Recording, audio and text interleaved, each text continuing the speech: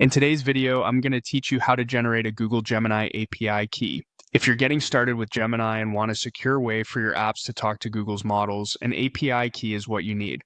I'll walk you through the process from the Google AI Studio website and explain what you're seeing along the way so nothing feels confusing. Begin by opening your browser and going to aistudio.google.com. You may be prompted to sign in with your Google account. That's expected. Once the page loads, you'll be on the AI Studio home where you can explore demos and tools. For our purpose today, look for the option labeled Get API Key. It's designed to take you straight to the place where keys are created and managed, so go ahead and click it. You'll land on the API Keys page. This is a simple dashboard that lists any keys you've previously created and provides controls to make a new one. To start fresh, click Create API Key. This opens a short form where you'll define a few details for your key before it's generated. First, give your key a clear descriptive name. Good naming helps you keep track of how each key is used later on. For example, you might label it something like development or test environment so it's obvious where it belongs.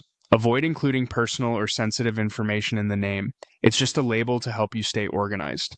Next, choose an imported project. This ties your API key to a specific project within your Google environment, which helps with organization, quotas, and access management.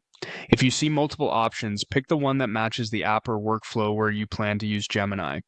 Selecting the correct project now will make it easier to review usage and manage resources later. With the name set and the project selected, click Create Key. AI Studio will generate your Gemini API key and display it on the screen.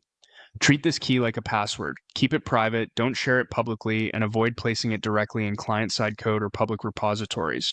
If you're collaborating, share it only with people who absolutely need access and store it securely.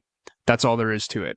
You navigated to a studio.google.com, opened the Get API Key section, created a new key, named it clearly, selected the right imported project, and finalized it by creating the key.